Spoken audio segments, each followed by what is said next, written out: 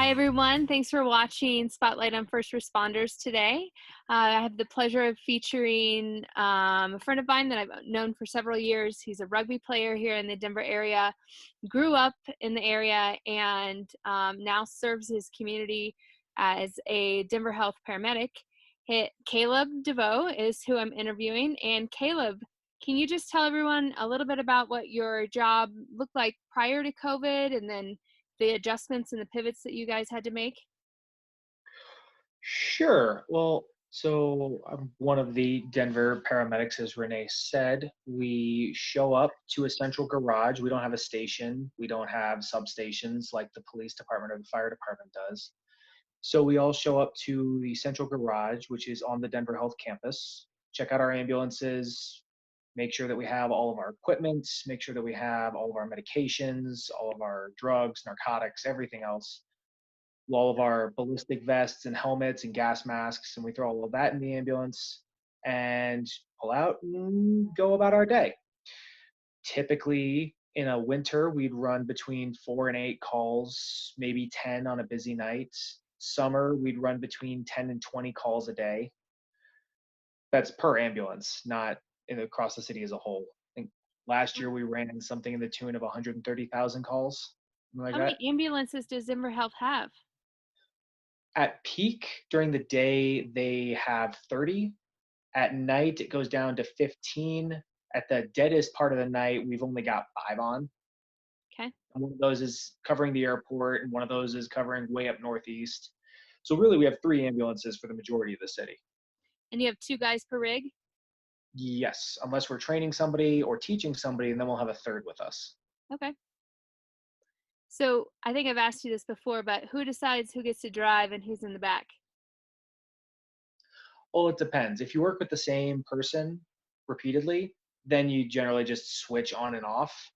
If I'm working with an EMT, because I'm a paramedic, so if I'm working with an EMT, if it's within their scope, if it's BLS, then they take it. But if it's more advanced, if it involves cardiac problems or respiratory problems, or if they're having a stroke or a heart attack, or if they've been shot or stabbed, or if they're very very sick, then I hop into the back and I take care of them as we go to the hospital. Okay. If I'm working with a new person, well, depends on whether or not you like the new person. You either give them the option to do what they want, or you say, no, you're doing this today. Okay. All right. So how long have you been with Denver Health? I have been with Denver Health since 2016. Okay. So you've seen a lot of different changes in the city itself, and I'm sure changes in the types of calls. Um, the types of calls that you were getting prior to COVID-19, have they changed a lot in the last month or two? Oh, definitely. Now, it's a little bit hard to necessarily quantify that Mhm. because there are seasons for every kind of call that you're going to get. In the spring and the fall, you're going to get a lot of respiratory patients. You're going to get COPD and CHF exacerbation, underlying respiratory problems, and you're going to get a lot of the flu. You're going to get a lot of pneumonia. In the winter, you're going to see frostbite, obviously. You're going to see a lot of car accidents from people sliding out in the snow and the ice. During the summer, it's hot and people like to go out on the weekends and get really drunk, and then they shoot and stab each other. Yeah, So there seems to be a little bit more behavior because the weather's nicer, people are out longer. exactly. So with this, the major difference that we've seen is we are running significantly fewer calls on a daily basis. Okay. We're still very busy, but we're not busy because we're running 16 to 20 calls in a shift. We're busy because we're running 6 calls and it takes us an hour and a half to do each and every one of them. And so Because when you're suiting up for those calls, what does that look like now? that looks like we wear a mask, a surgical mask, at all times. When we show up to a call, we take the surgical mask off. We put on an N95. It's one of those particulate respirators that we all wear.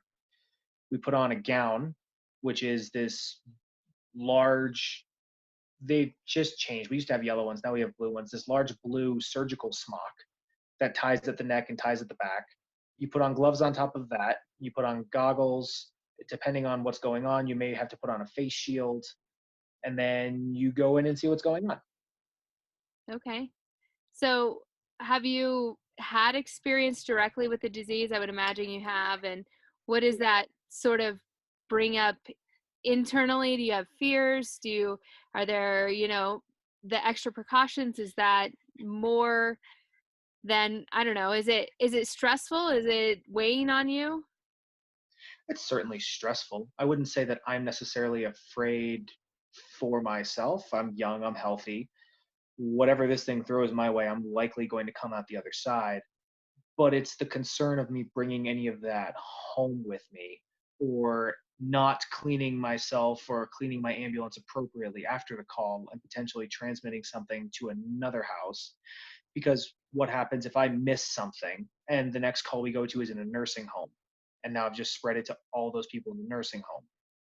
So Right. we have very, very rigorous cleaning protocols before and after every single call. Like at the hospital, you might see a nurse, get that foaming hand sanitizer before she gets into a room and every time she leaves a room. We're wiping down the entire ambulance before every call and after every call. Wow. And that So gets that's a that's a lot. lot of time. Mhm. So I mean, how quickly were you guys able to put in those procedures and those systems to sort of offer that level of protection? It took a little bit, and I mean, it's still not perfect, but nobody's protocols and procedures are perfect right now. So we had a plan in place fairly quickly, and that plan has been evolving basically every 48 hours since this whole thing started. 1 week we'll come in and we've got, X amount of masks that we're supposed to take with us. We're supposed to trade out a mask after every single call. And the next day we come in and we have 2 masks and we're supposed to trade out after every 5 calls. And then there's 1 mask and you just trade it out at the end of your shift. And then you come back the next day and there's 4 masks for whatever reason, and et cetera, et cetera. So there's a change basically twice a week. Wow. We do things. So that is, I mean, in my industry, it's the same way, but it's not. I would say it's not life or death. You know what I mean? We're safe at home and we don't have to go out right now. So um, that's definitely a luxury, and I think people are just sort of missing that somewhat. So what's your advice to people who want to help you guys out, who want to do good instead of cause a bigger issue, or they're at home with idle hands? Is there anything that you guys need that people can do? Not really. Stay home. Keep doing what you're doing. Um, the best way that I've heard it described was a friend of mine sent me an article last night. Think about it this way: you're in a house fire, right? And you can't get to the door because the fire's in your way. All you can do is open the window. But if you open the window, oxygen comes in, fire burns hotter and faster. So you can close the window and the fire will slow down, but there's a bunch of smoke in the apartment now. So you have to choose which one are you going to try and do to give the fire department time to show up and put out the fire. Are you going to open it and let it burn hotter and faster? Or are you going to close yourself in, hunker down, and hope that the fire department gets there in time? Neither one of which is a viable option for a long period of time, but it's better than nothing to give the fire department time to get there. In this case, the fire department is a vaccine, Yep. and I everything else in the industry makes sense. I completely agree. I have so much gratitude for you and your cohorts and the guys that you work with, and all that you do in keeping people safe, because people are so fearful to even call first responders now, because they're afraid of catching it, and they don't want to go into the ER, and they're putting off major health concerns by doing those things. And you guys are doing everything you can to stay clean and stay safe. And to me, that's heroes work. So thank you. Thank you, I appreciate that. And that brings up a really good point. Don't be afraid to call 911, but don't be surprised if we show up and tell you not to go to the hospital. It's we've Yeah. dealt with a stigma for some time of basically being a taxi service. You call 911, you get to go to the hospital. So what we're doing is we show up, we do the assessment on you. We see whether or not your vitals are out of whack, whether or not you have a life-threatening complaint, and we give you the best medical advice for what to do in your situation. Sometimes that's come with us to the hospital in the ambulance. Sometimes that's have your family take you to the hospital in your own car. Sometimes that's stay home and see how you feel. Yeah, that's So great. Great advice. Well, Caleb, I just want to thank you and all of the first responders and paramedics out there. You guys are doing a great job. Keep it up. I'm doing my best to stay at home, and I'm in it for the long haul. So, again, just thank you so much, and have a wonderful week.